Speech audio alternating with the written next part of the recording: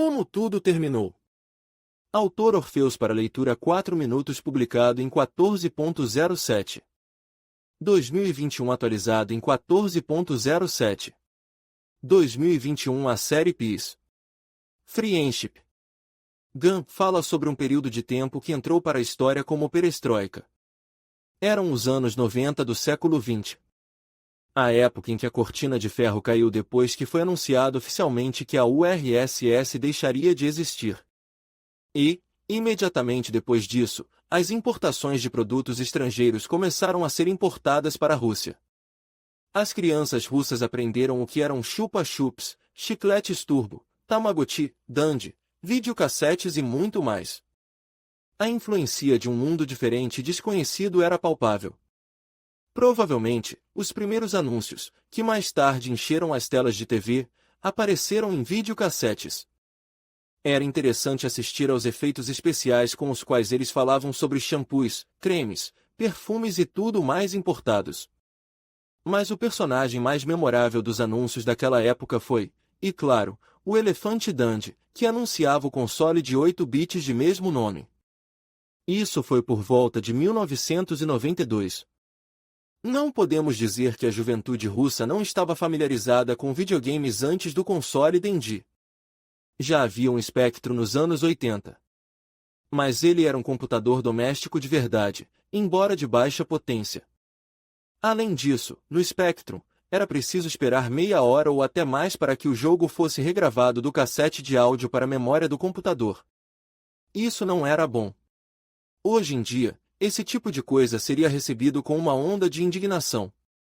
Mas, naquela época, as pessoas não conheciam mais nada, então a possibilidade de jogar Spectrum em casa era vista como uma verdadeira mágica. As crianças mais avançadas tiveram a oportunidade de jogar em um computador pessoal de verdade. Naquela época, já existiam máquinas 8086 e 80286, que tinham gráficos monocromáticos CGA ou EGA. Assim, a primeira tinha 4 cores e a segunda tinha 16 cores. Havia jogos como o jogo de aventura Prince of Persia, o simulador de aeronaves Wings of Fury, o jogo de luta Fatman Stong, o beat'em up Golden Axe, os jogos de fliperama Zwol e Captain Comic, além de muitos outros jogos. Nos anos 90, as pessoas também tinham animais de estimação virtuais chamados Tamagotchis.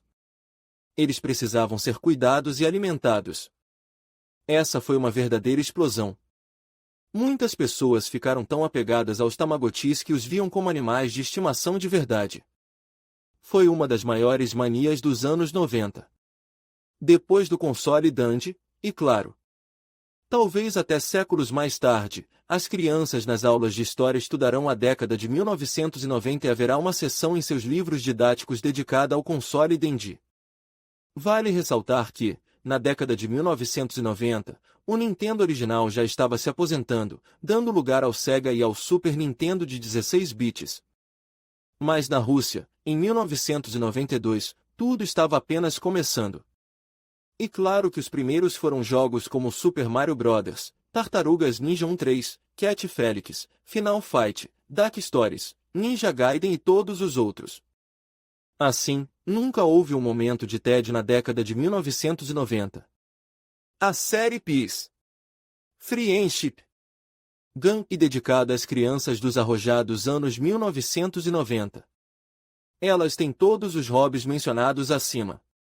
Mas, infelizmente, os adolescentes de 14 anos já enfrentaram o gangsterismo e a ilegalidade nas ruas. A segunda temporada da série já foi filmada. No final, parece que a história ainda não terminou.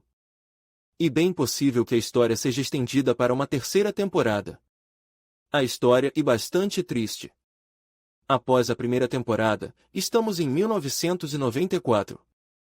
Aproveitando-se da incerteza, organizações financeiras falsas começaram a surgir na década de 1990. A população, que ainda não havia se deparado com esse tipo de fraude, levou para lá o último dinheiro, que foi queimado. O enredo é centrado na família Ryabinin, que vive em uma pequena cidade russa. Os afegãos têm se espalhado por lá. Agora, eles se tornaram mais pacíficos e decidiram mudar para o empreendedorismo. O tio Alik não está morto, mas está gravemente ferido. Ele pretende se vingar daqueles que o colocaram fora de ação. No decorrer da trama, um dos membros da gangue de caucasianos é morto. Esses perdem a paciência e eliminam muitos dos afegãos. Bezo consegue chegar ao topo e se torna membro do conselho de administração da fábrica. Mas então os afegãos, entre eles Alik, o atacam com uma granada. Segue-se um tiroteio. A esposa de Fedor, Nadeza, vai à falência no trabalho na Vital Invest.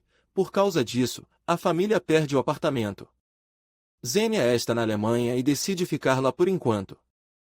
Mas ela e suas amigas passam férias no mar e, depois disso, decidem voltar para sua terra natal.